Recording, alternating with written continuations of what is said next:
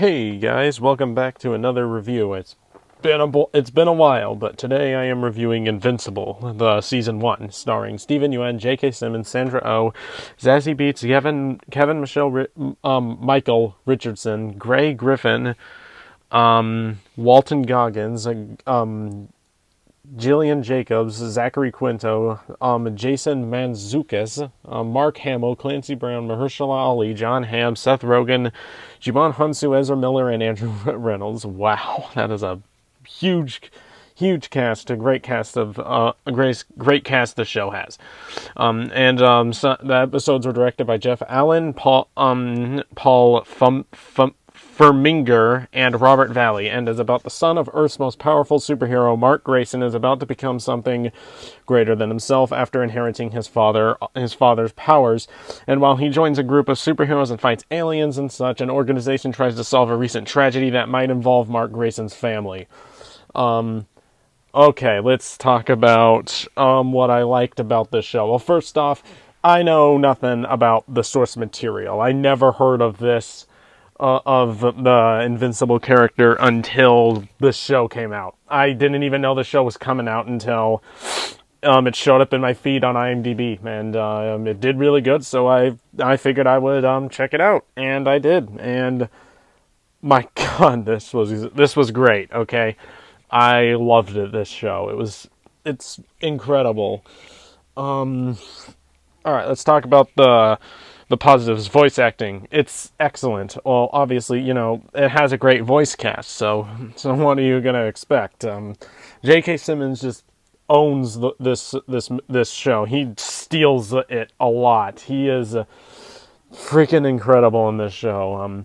If there was Oscars for like voice acting, or I guess this would be considered Golden Globes, or Emmys, he would get it. He would definitely get it. Steven Yeun is really, really good in this show as well, especially in the last episode. And that's when in my opinion, he really shines. And fun fact, the source material of the show is based off of, is done by the same guy that did the Walking Dead comics, and Steven Yeun both stars in both this and the Walking Dead. I thought that was very interesting. And, well, all the voice casting is really good. Well, I mean, those two are the biggest standouts since they're the biggest main characters. One of the characters I really liked was Walter Goggins' character. He was Cecil. He was great. I really liked his character. All right, the animation, really good. Sometimes it can be a little wonky. Sometimes it looks very strange, but most of the time it's really good, especially during the action scenes. The action scenes, they hit hard. Like, they are, like, the action is like, what do you call it? The action, how do I describe it? It's like Dragon Ball a bit, just not anime-like, and it's a lot more bloody. Like, this show is violence. Like I heard how violent the show was, and I'm like, actually, it's not gonna be that bad. Holy God! Like, jeez, there's some moments of the show where I was just like, oh my gosh! That's And what I liked about it is that the gore in the show isn't overly gratuitous. I mean, it's there, it's graphic, but it's not in your face. It's in your face, but not in like a glorified way. Half the gore in the show is not glorified, and I really did like that. It was something different. It was something new. And I know a lot of people compare the show to The Boys, but I haven't seen The Boys yet, so no comment on The Boys. I heard it was a good show though, and I plan on watching it soon. And when I watch it, I'll review it, but, I'm watching Invincible right now, since it just finished its season, and it was renewed for season 2 and 3, which I am super hyped up for that. I cannot wait for those 2 seasons to come out. Hopefully, they live up to the hype. Alright. How about the characters? The characters are really good. I really like Invincible's character. I like Omni-Man. He was probably the most fleshed out character in the show. I really liked this character called Robot. He was really cool. Some of the other characters I wish were developed a bit more, like Mahershala Ali's character Titan. I want to see more from him. And same with this other guy. He has a computer for his face and he speaks in autotune. I kind of want to know more about him. Oh no. And then there is Seth Rogen's character. I kind of want to know more about him because he just kind of shows up twice and then you don't really know much about him. So hopefully they'll explore more about this universe in the future seasons, but who knows? All right, what else? Like I said, the action scenes hit hard. And one thing's for sure, they are very long and extremely intense. Like the first 20 minutes of episode 8 is just nothing but action. And it's definitely the most brutal. Like some moments, I was like, oh geez, it was so intense. And I watch very gory movies and a lot, and this show even got under my skin. This is a very intense show. It was a lot more intense than I thought it would be. I was a lot more invested than I thought I would be. I thought it would just be just a fun show, but it is not. It is definitely dark. It is a very dark show. Even though it looks like a Saturday morning cartoon, do not let it fool you. Especially the first episode begins very lighthearted, very standard.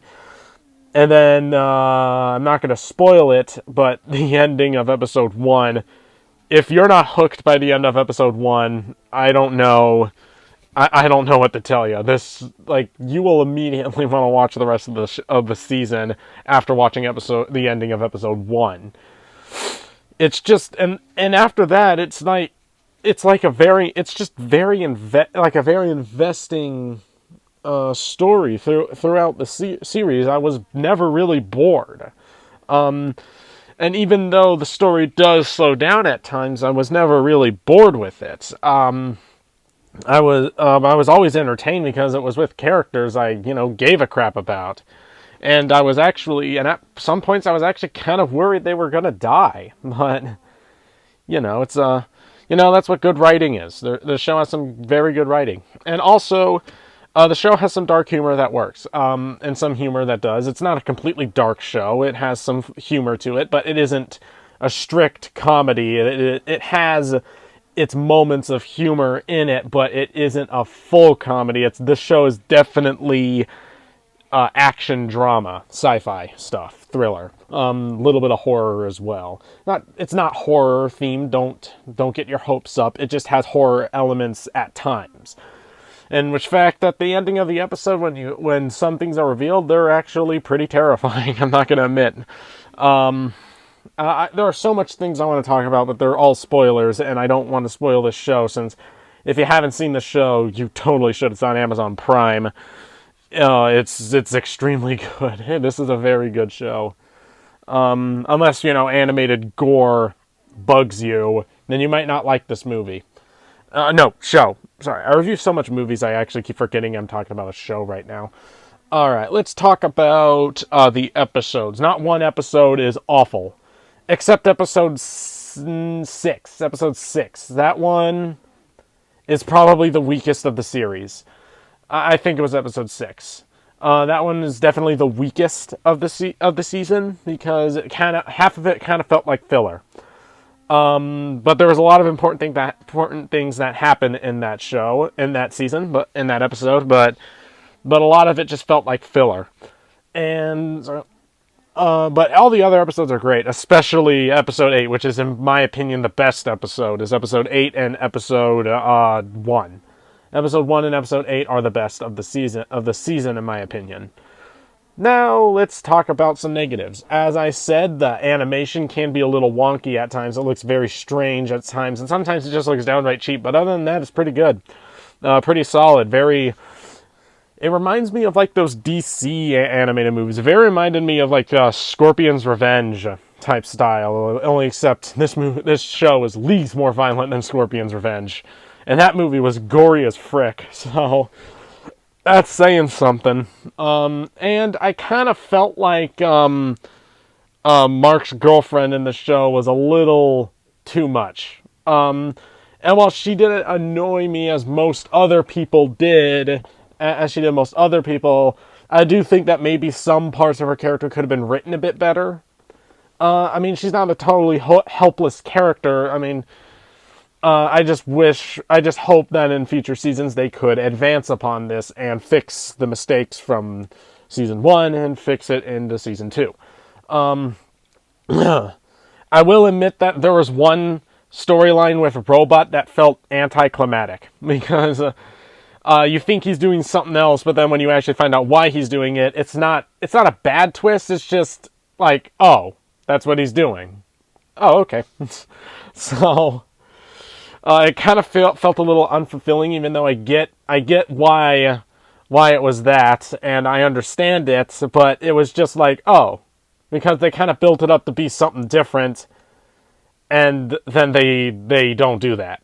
But I'm not going to tell you what it is or specifically what the thing is, but let's just say it is, kind of a little unfulfilling, but, I get the point of it. I get why he was doing it in the first place, but, All right. Anything else? Yeah, I have one more negative. There are random characters in the show that just appear, and they don't explain who they are. There's this feminist scientist guy who's trying to destroy the Mount Rushmore, and I don't know who the heck he is. I don't know any of these other Justice League guys called the Guardians of the Globe. I don't know who any of them are. And they don't really explain it very well. And then there's these other random villains. There's this giant space lion guy with the giant hammer or something, and they don't explain who he is. They don't explain who most of these characters are. I'm assuming they're from the comics, and they explain them more in depth in the comics, but in this show they didn't explain them at all. So I just feel like some of the side characters could have been developed a bit more, especially the character Rex Splode should have been. He started off as kind of a jerk, and kind of an irredeemable jerk. Very cocky and kind of annoying at times, and he really doesn't get any better. I mean, sometimes he does, but, he kind of is just annoying, so hopefully in the next few seasons he changes a bit, because, character arcs and stuff. Yeah, and then there was episode 6, I think it was episode 6, it felt very filler a bit, except for some aspects that were very important to the story. Most of the episode felt like filler, and I kind of found the mystery of that episode a little less investing than the actual main mystery going on in the show. That's like the major plot of the show. Other than that, no, that's about it. I really love this show.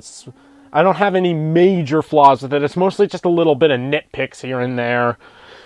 But this is a great show. It has good characters, good acting, good animation for what it is. Great action scenes. An investing story. I mean, what more do you want? What more do you want? It's a very breath of fresh air for the superhero subgenre. It's way better than anything Marvel has been doing. I haven't seen WandaVision or Falcon and the Winter Soldier. But I can already tell you this show's way better, and than both of those combined, probably. Let's just say this: I am getting a little bored with the superhero stuff, and this was a breath of fresh air. I'm gonna give Invincible an A+ and is a masterpiece. So if you've seen Invincible Season 1, what did you think about it? And if you like this review, give it a like, and I will see you guys all next time.